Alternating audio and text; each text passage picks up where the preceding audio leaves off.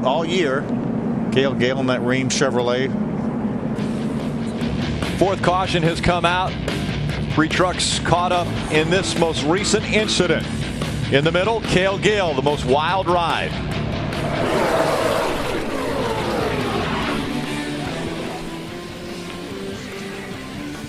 Ja, det är ju så att man får vatten på kvarn i såna här lägen.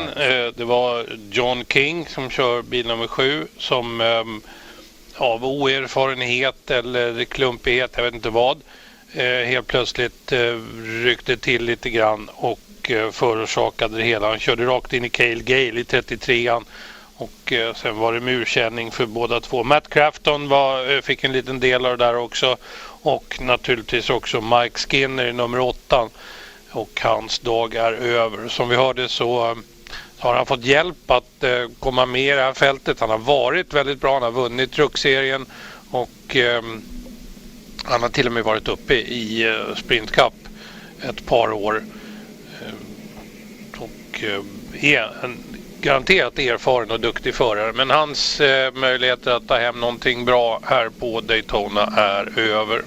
För dagen i alla fall. Och ni glöm inte bort det här med Facebook.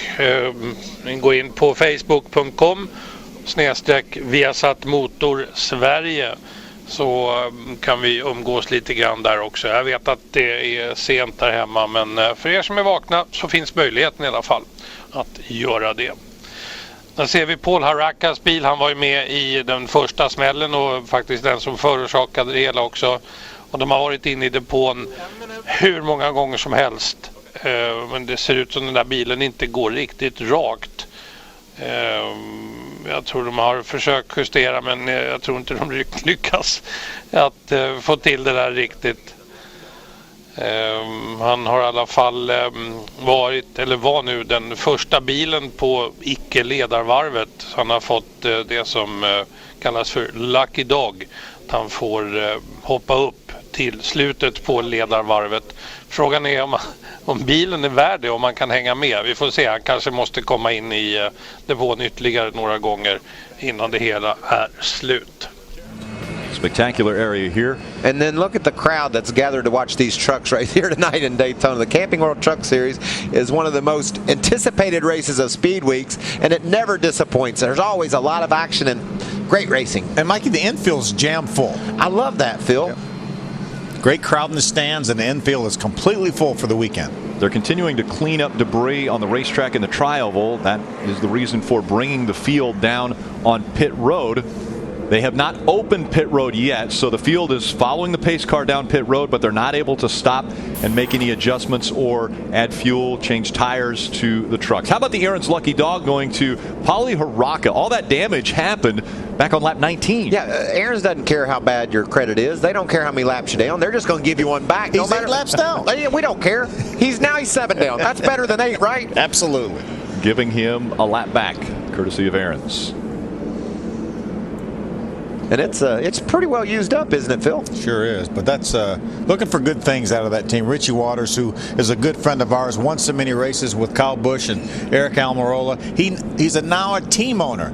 He owns this number 5 truck for Paulie Harak, and I'll tell you, that team will show some stuff here when we get on into the season. Richie's just your typical old racer guy, isn't he? He sure is. He'll take a truck and tune it up for you, and Paulie's proven behind the wheel, especially on the short tracks where he's used to racing, that he can get the job done as well. Talk about how tough a guy is. Well, Richie Waters just had back surgery not too long ago. He's still a little bit stiff. He is a warrior right there in the fact that he can do about anything with a truck and get it to victory lane. How about the fact that Car Warriors will premiere its 2012 season right after the truck race? There's some warriors, 2 teams going at it, just 48 hours to create the ultimate ride. Again, coming up right after the Truck Series race, it is a new episode of Car Warriors. The field working their way around. Again, pit road has not been opened yet, so we haven't seen anyone make their way onto pit road to have any adjustments or fuel or tires done to their vehicle. And what this is doing, this is going to put everybody in their pit window. I think everyone will be able to make it from when they make their next pit stop here. Still going to be close this time. It'll be at least another lap. They continue to clean up the racetrack. It's the fourth caution, once again happening just past the tri-oval here at Daytona International Speedway.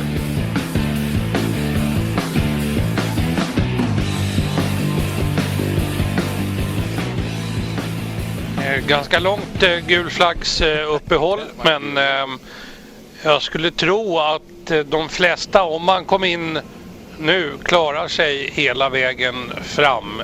Kan vara lite på gärdsgården sådär, men vi får väl se. I alla fall tagit bort det som behövdes ifrån banan och kan väl släppa iväg fältet om det skulle behövas. Det är ju trist om det skulle bli så att det blir ett bensinrace, att det hänger på vem som har bäst bränsleekonomi. Det är ju inte riktigt det vi tittar på, om man säger så. Full fart är det vi vill se, och det får vi se alldeles strax när man kommer att släppa iväg fältet. Truckarna åker in efter välförrättat värv ute på banan, och banan är ren igen. Vi har, det har inte ändrat sig så mycket som förut. Det är ju fortfarande James Busher som ligger där framför sin teamkamrat Miguel Palumbo. Paludo heter han ju. Och jag måste ju säga att tyvärr så hade jag fel där, för de har ju bytt plats igen, uppmärksammar jag nu. Det är Miguel Paludo som ligger längst fram före James Busher, och det ska bli kul att se hur de gör när de startar igen, om de får till en lika bra start, en lika bra teamstart som de gjorde förra gången.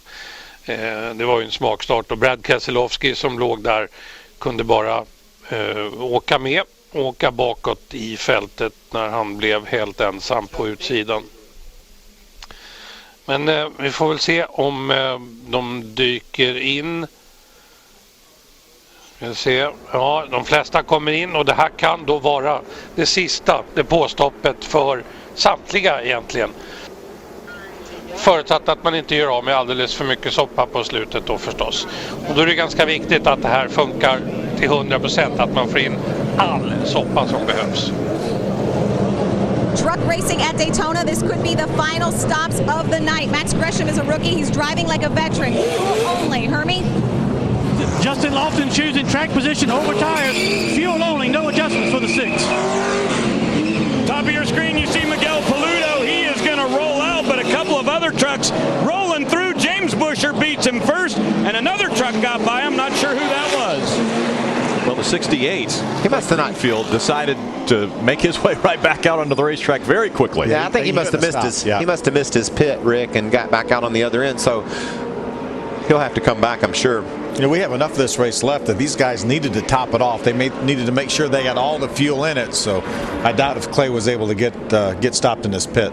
Take a look at this close call. Whoa, it's a big old wide pit road. Contact made. Oh, and you see the debris flying there, so there's some damage to the 23 truck of Jason White. He's been up in that top 5 all night long, and look what's going to happen. Maybe he's just going to yell at 22. That's what he's doing, but there may be a little contact on the 22 as well.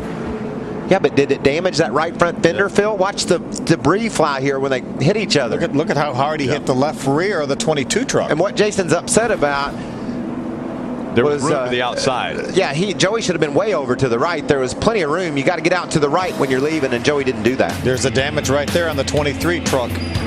How will that affect Jason White's night? We'll find out when we come back.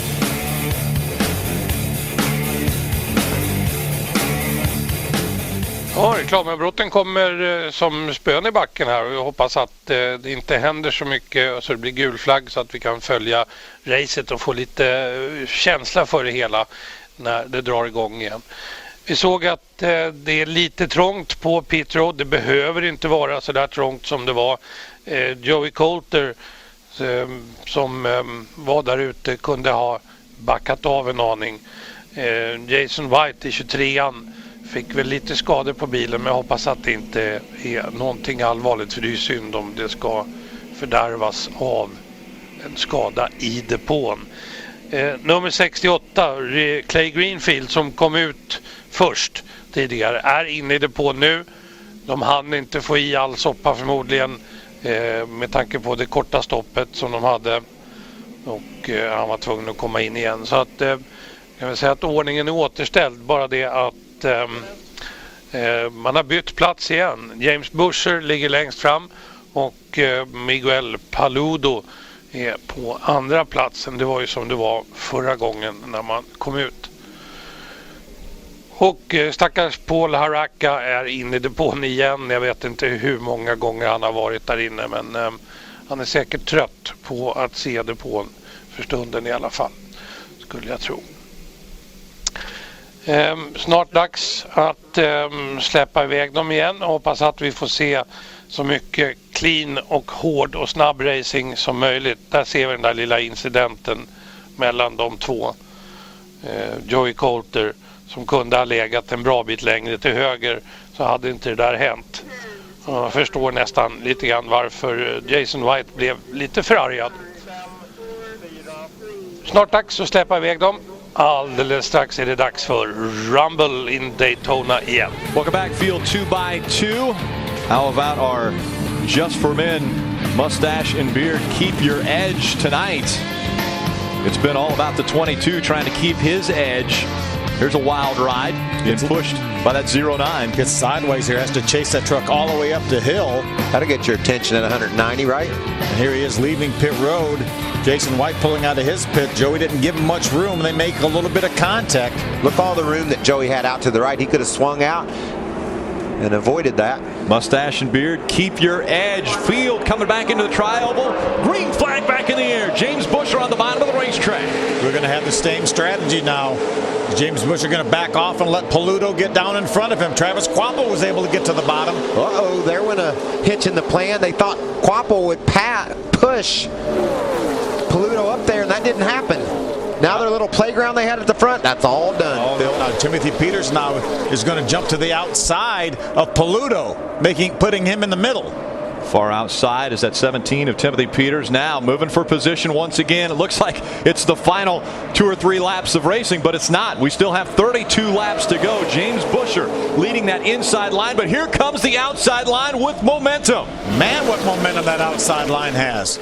That's Nelson Piquet Jr. Remember, he was just riding around the back here not too long ago. Now Turner Motorsports are lined up 1, 2, 3 on the inside. Jason White on the outside trying to hold position. He's side drafting. That looked like everything was going to fall to pieces for Turner Motorsports, and it turned out to be the best shape they've been in since they threw the green flag. 1, 2, 3 on the inside. Now Jason White sideways. He had help from the 9 of Ron Hornaday, but catches it. Ron was trying to push him, trying to help him, turned him sideways. Ron backed off, gave him some room. Tick, tick, tick, guys. The more laps that wind down, the harder those pushes are going to get.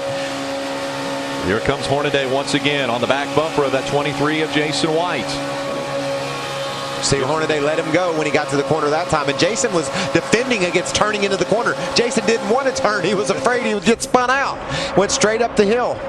Ron decided to back off as they went into turn 3. Here comes the pack once again into the tri-oval. Now Ron Hornaday dropping back on that outside line. This is making me nervous, y'all. I know what's coming up. I know what's laying ahead. These guys aren't going to run in a single file line on the bottom of the racetrack. They're just going to keep pushing and shoving, and something's going to go wrong. We've got 30 laps to go here. I don't think anybody wants to be sitting back in 15th or 20th.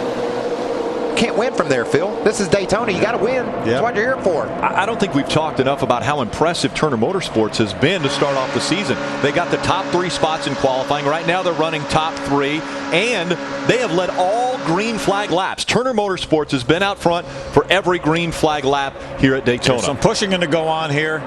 Well, we talk about a plan early in the race, Rick. Well, that's a great plan. If you can put all 3 trucks in the front and leave them there, I love that.